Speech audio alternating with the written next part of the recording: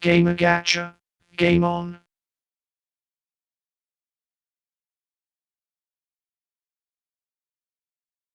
Hello everyone and welcome back. Rabbit Saito here, and today we will be playing a game called Teeny Toon Adventures Buster's Bad Dream. And truth be told, being a rabbit doesn't suit me at all. I mean, I already seen grown-up versions of rabbits and a rabbit who says a catchphrase of Meow. What's up, Doc? but still being one of them really doesn't suit me, as I'm more of a cool type of guy.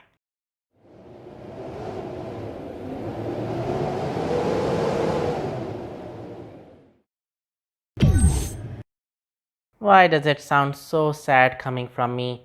But either way, let's begin playing the game.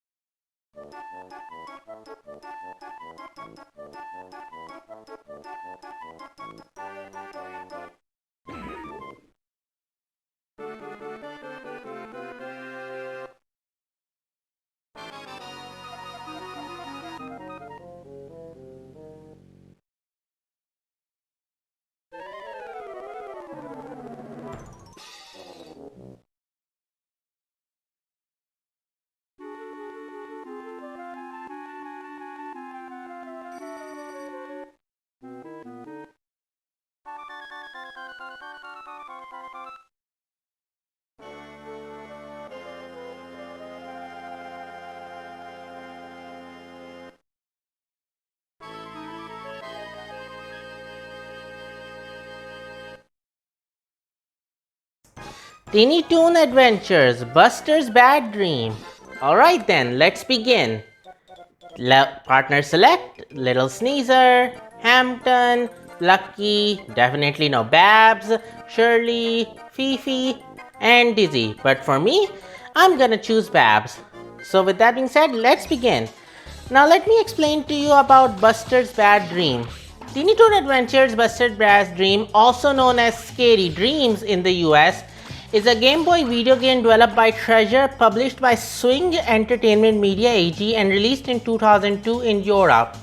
In 2005, a North American version of the game began popping up on eBay and at small retailers, published by Treasure Regular Conspiracy Entertainment as Teeny Toon Adventures Scary Dream. Aside from the title screens and legal information, it was virtually unchanged from its European counterpart. According to the information on the box, copies of the game appear to have been produced in 2002 and shelved between then and the time it surfaced. While Buster Bunny is relaxing reading an issue of Sports Illuminated, by the way, I'm telling you about the story that was just carried out recently, he is knocked out by an extendable boxing glove from the magazine. The magazine was a trap set up by Montana Max, which is very clever, who is ready to use his new Acom Dream Ray on Buster to control his dream. As he zaps Buster, Elmyra Duff, totally don't like that girl, chases Buster's friend toward him, who get caught in the Ray's blast. When Buster wakes up, he gets a call from Babs Bunny, who tells him that she and his friends are trapped in his dreams. Now Buster has to travel to Montana Max's mansion to find out how to free them. Now, about this game, it is a beat 'em up in which Buster Bunny, with the help of any one of his friends, must destroy all the enemies on screen before being able to move on, while taking as little damage as they can. Though I say little damage, I think I'm going to get a lot of damage in the future acts. I mean, in the upcoming acts. So yeah, you have one life, but you have unlimited continues. Yeah, but it comes with a disadvantage.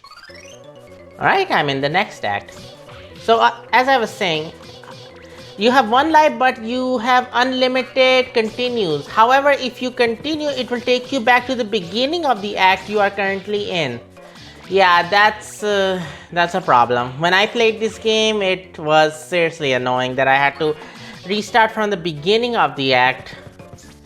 So yeah, I had to train a lot in order to get this done. So what you'll be seeing is me with a no death run. Not a no damage run, but a no death run. So yeah, hopefully it stays that way.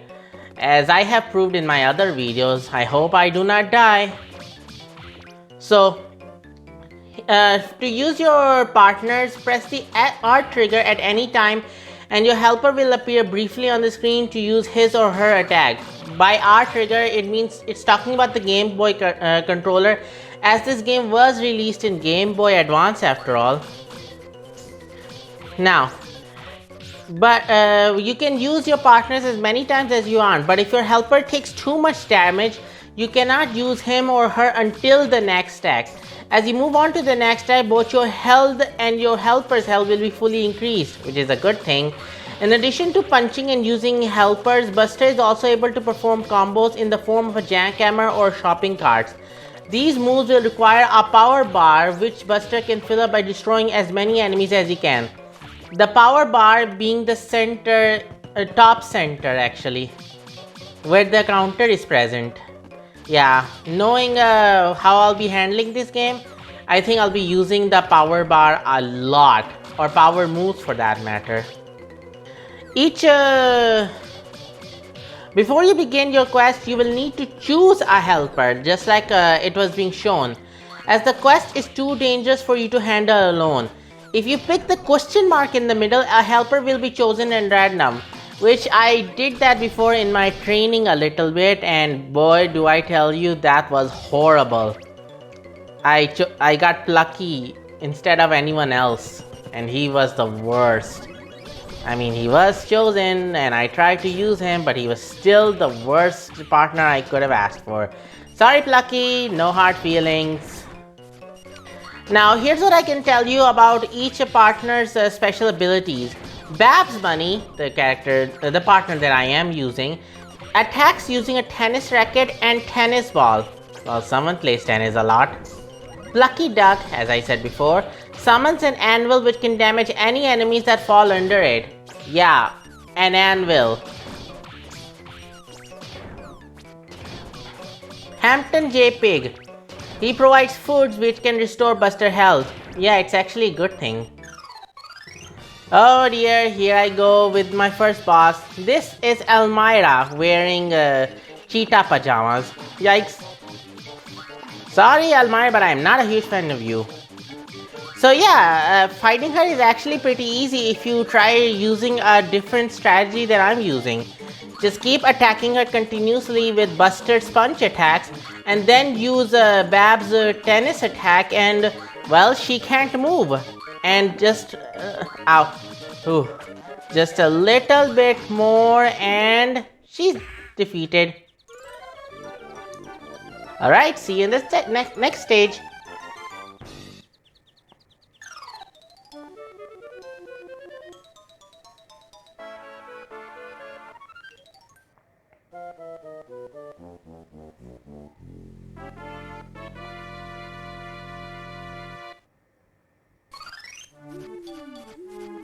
It is true Hansel and Gretel follow the breadcrumbs, but in your case it was follow the trail of money. By the way, the reason I don't talk during the cutscenes is because the cutscenes move a little too fast for my talking speed. So I let you do the talking and understanding while I just wait for the next stage to start. So while I was talking, Hampton J. provides food which can restore Buster's health. So yeah, that's a good thing actually, but he doesn't provide any battle assistance, so yeah, I couldn't choose him. Dizzy Devil, he stands in place, spinning and knocking away any enemies that come near him. He is also invincible while he is spinning. That is true, but he only stands in place because I need all the movement I can get when I'm fighting my enemies. So yeah, he wasn't any helpful either. A little bit, but not too much. Shirley the Loon, she can temporarily stop time, which is actually pretty helpful, but it doesn't stay too long. Little Sneezer, his sneezes can briefly stun enemies, which is also helpful considering I'm facing a lot of enemies, especially those guys who always cause trouble for Buster and his friends. I'm talking about those in the football wear. I forgot their name, but yeah, they caused a lot of problem in the sports day. And finally, Fifi La Fume. She is notably the only character whose move is different depending on the version of the game. In the Bad Dreams, she rapidly damages and stuns all enemies on screen with her smell, while in Scary Dreams, she makes herself and Buster temporarily invincible. While in both cases it's a good thing, but considering my strategy in battling these types of enemies, I had to go with Babs. Well, couldn't be helped, I guess. I mean, some of the YouTubers I saw mostly selected Babs, so in a way, I guess you could say I followed suit for them. Now let me explain to you about Teeny Toon Adventures, since this is a pretty old show made in the 1990s. Oh wait, I was supposed to say that later, but never mind, I'll just say it. Teeny Toon Adventures is an American animated television series created by Tom Ruegger that was broadcast from September 14, 1990 to December 6, 1992. It was the first animated series produced by Steven Spielberg's Amblin Television, credited as Amblin Entertainment, in association with Warner Bros. Animation. The shows follow the adventure of a group of young cartoon characters who attend Aiken University to become the next generation of characters from the Looney Tunes series. The pilot episode, The Looney Beginning, aired as a primetime special on CBS on September 14, 1990. While the series itself was featured in first-run syndication for the first 2 seasons, the final season aired on Fox under the Fox Kids programming block. The series ended production in 1992 in favor of Animaniacs, which premiered a year later. However, 2 specials were produced in 1994. Truth be told, I couldn't watch Teeny Toon Adventures as, like I said before, it was made in 1990 and ended its production in 1992. Or rather, it was a little later on. But yeah, as I was born a little later than 1990, I couldn't get the chance to watch it. And considering this was able to show in Cartoon Network, I couldn't find it there. So yeah, I watched it online, and that's why I know about Teeny Toon Adventures. Mostly everything I watch is online. That's where I get my information as well to begin with. I mean, it's not like I can watch TV anymore due to certain circumstances. But yeah, thanks to the internet, all information gathered, I can play games how many I want. And voila, it's a miracle. Technological miracle. Ugh, these enemies are so annoying. Especially the Panther. I really never liked the Panther. Like I said, it's a no death run, so I'm going to make sure I do not lose. Let's just hope I can defeat them without dying. And I guess that was the last one. Okay, let me continue telling you about Teeny Toon Adventures. Teeny Toon Adventures won 7 Daytime Emmy Awards, a Young Artist Award, and an Environmental Media Award with nominations for 1 other Daytime Emmy Award. 2 Emmy Awards, 1 Primetime... Okay, I'm telling you a lot of Emmy Awards, but yeah, they were able to make many awards, and spin-off media include magazines, toys, video games, and home media releases. The Plucky Duck Show, a spin-off television series, was created for Foxes and ran for 1 season. A second spin-off series, Pinky, Elmyra, and the Brain, ran on Kids W for 1 season. A reboot revival series, Teeny Toon Looniversity, was released on September 8, 2023 Max, and then prepared the next day on September 9 on Cartoon Network, which I can finally watch. Okay, wait, hold on. Yeah, I'm supposed to get up.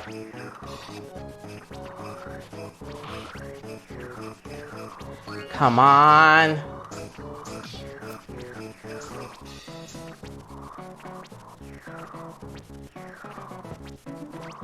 All right. And I got hit. Well, I'll deal with them. But let me focus on what I was trying to say. The Teeny Toon University is something I can finally watch now because of, well, now it was made in this year. And since I'm a grown-up now, I can totally watch them well. But like I said, I can't use TV due to certain reasons. Teeny Toon Adventures is a cartoon set in the fictional town of Acme Acres, where most of the Teeny Toons and Looney Tunes characters live. The characters attend Acme University, a school whose faculty primarily consists of the mainstays of the classic Warner Bros. Cartoons since 1933, such as Bugs Bunny, Daffy Duck, Porky, Sylvester the Cat, Wile E. Coyote, and Elmer Fudd. Hey, I was doing an impersonation of him. Please don't hunt me, Elmer. Wait, I am a rabbit, so he might hunt me. I better be careful of him. In the series, the university is founded to teach cartoon characters how to become funny. The school is not featured in every episode, as not all of its storyline revolves around the school. In Teeny Toon Adventures, that was true, but in Teeny Toon University, yeah, it focused a lot on classes.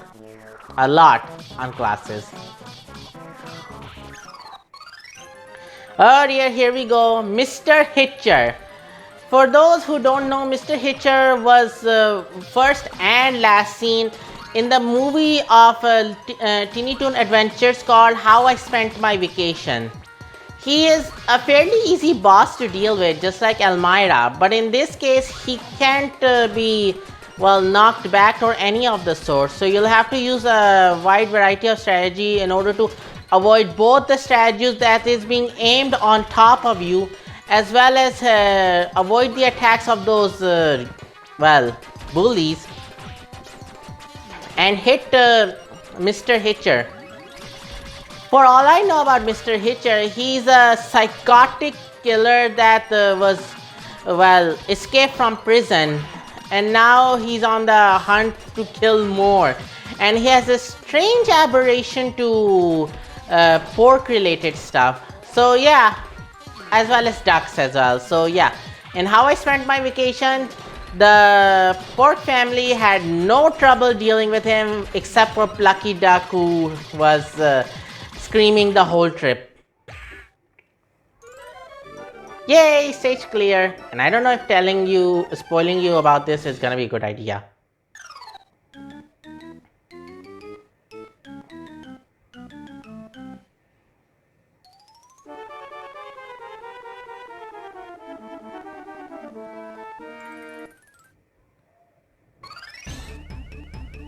Okay, now let me continue. Like Looney Tunes, the series makes use of cartoon violence, anvils falling on someone, labeler use of explosive, and slapstick. I hate getting slapped. The series parodies and references the current events of the early 1990s and Hollywood culture. Occasionally, episodes dwell into veiled ethical and morality stories of ecology, self-esteem, and crime. I'm definitely concerned about the crime part. The series, as I said before, is actually centered on characters who attend Acme University to be the next generation of Looney Tunes characters. Most of the Teeny Toons were designed to resemble younger versions of Looney Tunes characters by exhibiting similar traits and looks. The main characters are Buster and Babs Bunny, two young rabbits with no relation, but actually showed relation in the Looniversity part, the reboot version. Their friends Plucky Duck and Hampton, and antagonist Elmyra, Duff, and Montana Max. Yeah, Montana Max being the one that I have to deal with at the moment. They are accompanied by a wide variety of supporting and recurring characters such as Dizzy Devil, Furball, Go-Go Dodo, Calamity Coyote, you can already tell who he is a representation of, Little Beeper, Sweetie Bird, Fifi La Fume, Shirley the Loon, Little Sneezer, Byron Bassett, Concord Condor, Foulmouth, Arnold the Pitbull, Mary Melody, and Bookworm, among others. Feeding off the characters are the more traditional Looney Tunes, including, but not limited to, Bugs Bunny, Daffy Duck, and Porky. Most of the adults teach classes at Acme Looniversity and serve as mentors to the Teeny Toons, while others fill secondary position as needed. I watched a lot of Teeny Toon Adventure episodes, so I know what it's talking about. I even remembered about this whole spaceship thing as well, where in the second episode, or I think it was the first episode, man, it's been a long time. Plucky had to go to Sace or was kidnapped in order to help some civilians with the little Darth Vader trouble. In case no one has seen Teeny Toon Adventures, they should go and check out what I'm talking about. It's actually very interesting. Compared to Looniversity that has a bit more, improvement in animations and comedy, the classics are not so bad once in a while. I mean, I'm still watching Looney Tunes classics, so I guess it still counts to this day. I mean, no matter how old a cartoon gets, it's still funny to this day, even in the modern ages. Now, if I can just find a way to deal with these. By the way, I may have forgot to mention, but I was actually mentioning about Teeny Toon Adventures, so yeah, I think it was on purpose. But these enemies actually come in various colors, and you already might have noticed it. So yeah, like I said, each character, our enemies, have their own set of colors. Like for instance, I'm dealing with purple robots and purple UFOs, but when you see a color differentiation of them, that's the type of enemies that have high defenses, where no matter how many times you try to knock them back, they won't be knocked back. You have to use the enemies as like a leverage to get them hit multiple times. I had to learn that the hard way actually, in order to find out what I'm doing wrong. Yeah, I had to deal with a lot of enemies. The most I was a lot worried about and had to deal with was actually flying type enemies. I mean, ground type enemies were one thing, but flying types had a little bit of a, annoyance to them. Considering they can attack as many times as they want, and I won't be able to attack them unless I jump. This game is not actually that long to begin with either, so it's not like it'll take me that long as well. And now you understand why I use Babs, because she's pretty much the only one who can attack mid-air. And I'm glad I chose her. I mean, most of other YouTubers chose her as well for their own amusement as well, or rather a battle strategy to be used. So yeah, at this point, I'm just glad I have Babs to help me with this. I'm still not done. Now there are large types of enemies as well. They also have high defense as well, but in this case they also have a high attack damage. So if you get hit by them, please be careful not to get hit by them, because their hits are very heavy.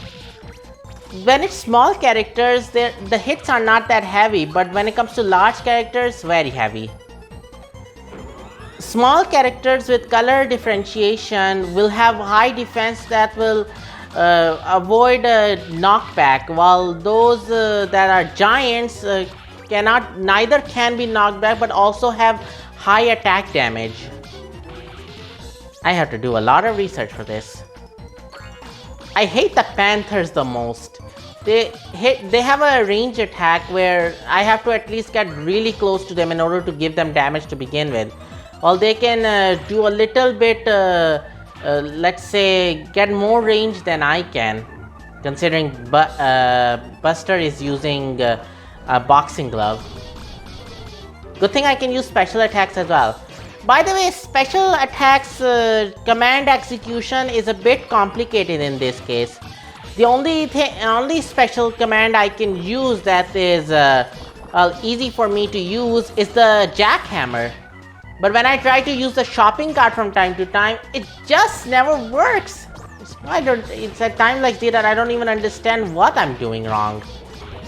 Well, it doesn't matter. As long as it can get me to my goal, I'm fine with using the jackhammer. But I really wish at times like these, there was an easy way to execute those commands. I already had a hard time executing commands back when I was playing Meta Mocaster with my sister. So please don't let there be any more problems in the future upcoming games. Alright, here's my next boss, Maximus Girth. Maximus Girth. How do you even pronounce this name? This enemy is a little bit more complicated to fight than the others. Since the first one was Elmyra and I showed you how you can defeat her super easily, then Mr. Hitcher where you had to avoid the statues on Montana Max, as well as Mr. Hitcher's attacks as well. And now it's Maximus Girth. In order to hit him, you have to first bring him down to the ground as he's flying high in the air. As for where he'll land, I think it's kind of random. Of course I say I think, but isn't that the truth? Yeah, while you're dealing with Maximus Girth, you also have to deal with these UFOs as well. See, I told you it was random. Why am I not so confirmed with my own words? But yeah, you have to deal with UFOs, purple robots. Only by dealing with them can you make any progress in dealing with the boss as well. Honestly, it's a heck annoying, but it has to be done either way.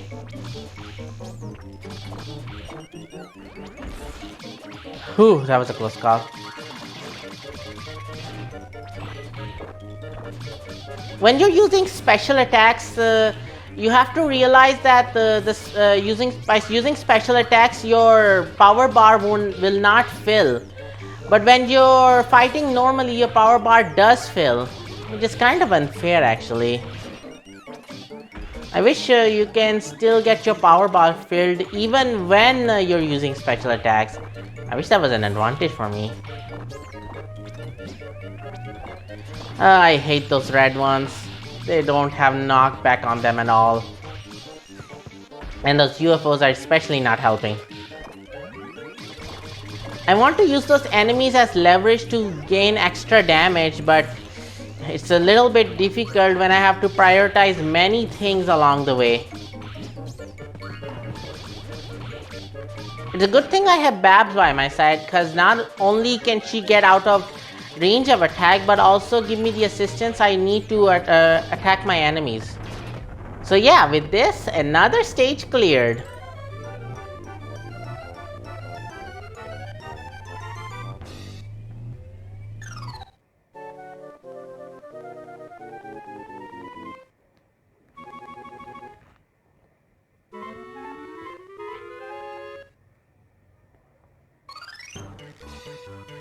Alright, here I am in Montana Max's mansion, where he will be the final boss. And these dogs are totally from the episode series of Toon Adventures. But I think there are so many of them is kind of annoying. I mean, those dogs are already annoying to begin with, but Montana Max is the biggest annoyance of them all. He is Buster's arch nemesis, just like how Elmer Fudd is Bug's arch nemesis. I mean, Buster tends to have what am I saying? I keep mixing up Buster and Bugs' name. Buster Bunny, Bugs Bunny. They are a character representation of themselves, so as I said before. So yeah. Sheesh, I don't even know where Max even gets his currency from to begin with. I know he's rich, but yeah, I have no idea where he gets his money from. I mean, I watched many episodes of Toon Adventures, so I should know by now, but still can be a mystery on how he does get it.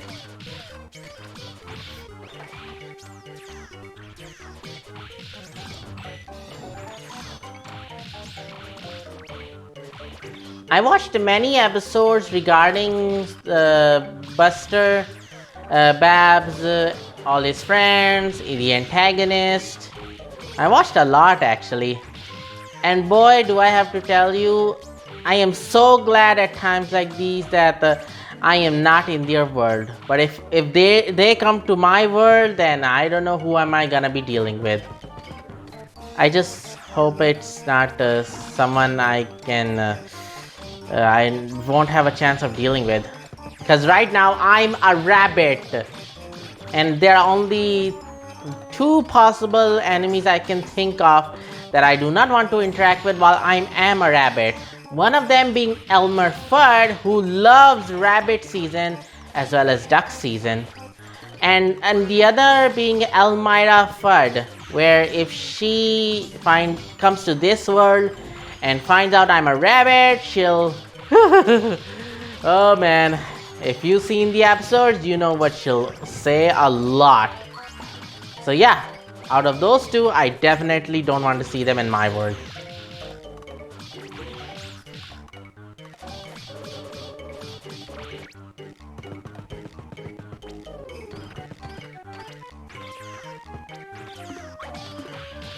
Just how much did he have to pay to get those robots and so many dogs? Jeez, Montana Max, can you at least maintain your currency a little bit?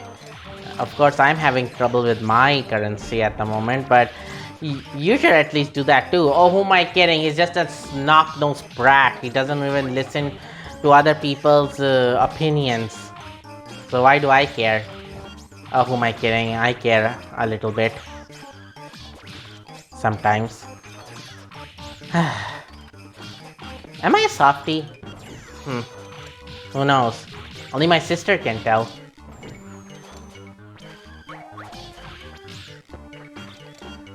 These dogs don't have any defense on them, so knocking them back is pretty easy. The robots, on the other hand, will need a little bit of more attack power. Alright, looks like I'm going through another elevator, and also here comes the red panthers. As I said, color differentiation means these have a high defense which won't allow me to knock them back. Knockbacks are really helpful to me, so dealing with enemies that don't have a knockback is the worst of them all. Good thing I know about the Panthers' attack pattern, so I don't have too much trouble dealing with them. However, when it comes to other enemies coming in my ways, I can't prioritize on the attacks I need to do for the current enemies in question. Okay, brown dogs, that means they have high defense too.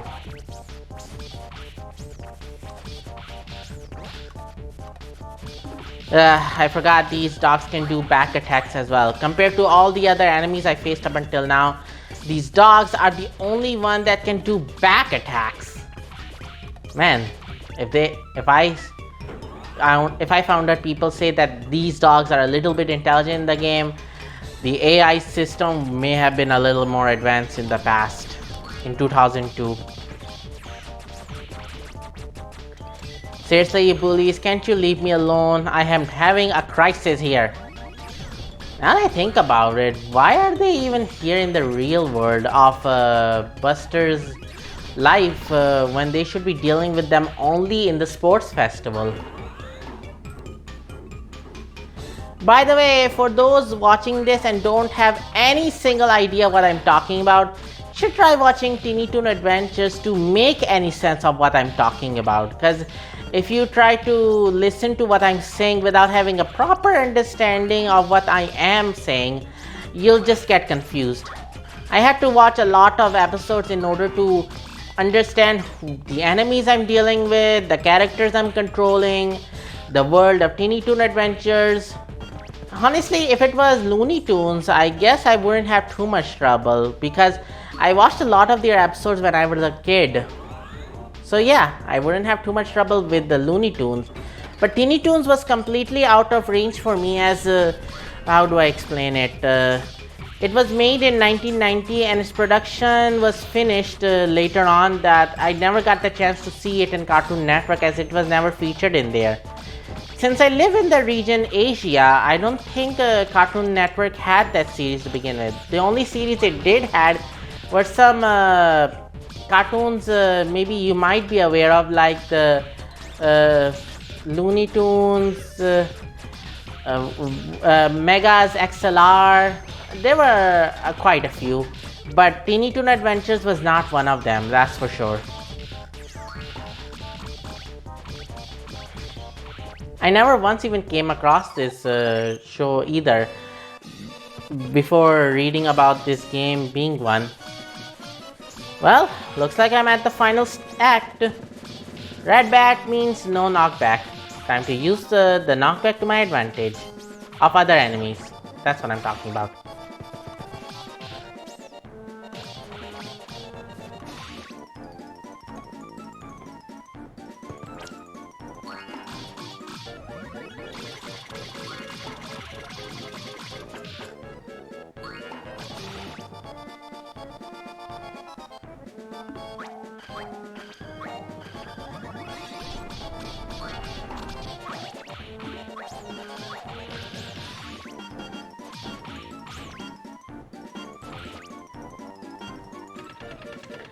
Alright, here we go with the final boss, Montana Max's vehicle machine. And boy, do I have to tell you, this final boss is actually super hard, because the more damage you bring it and the lower its health goes, he uses other types of attacks as well, and brings out his robots as well as dogs. Right now at the moment it's the bombs, the missiles and the robots. Now it's gonna be bombs, double times faster missiles, and then the dogs with no knockback. I just hope I can survive this time, because when I first played this game, and then I was doing a lot of training, and when I was at the final stage, this boss, out of every single bosses in the entire game, really got on my nerves for the last time. I had to use a lot of special attacks in order to even dent this guy to begin it, and also deal with the dogs at the same time. When he's at his lowest health is when the missiles go super fast, and dodging them is especially the hardest. But with that being said, I done it and I'm finished. And with this, I'll end it off here. Thanks for watching, everyone. That was quite the bad dream I had to go through. But hey, in the world of Looney Tunes, anything can happen. But with this, another one of Montana Max's scheme has been thwarted and peace has been restored. Although, knowing the kid, he'll always find a way to make another mess. But when it comes to Buster and his friends, they'll totally handle him, considering how many episodes I've seen him losing to the group. But either way, be sure to like and subscribe and hit the notification bell for next week's reminder. Until then, I'll see you all in the next video. Take care and see you later. Ooh, a bunny! Elmyra! Back, bunny, please! Sorry, but no! Don't run away! I have so much more love to give! Not interested! I'll take you home and lock you in a nice little cage and never, ever let you out except to pet you and love you and hug you and squeeze you all up. Won't that be fun? Now I know how everyone felt!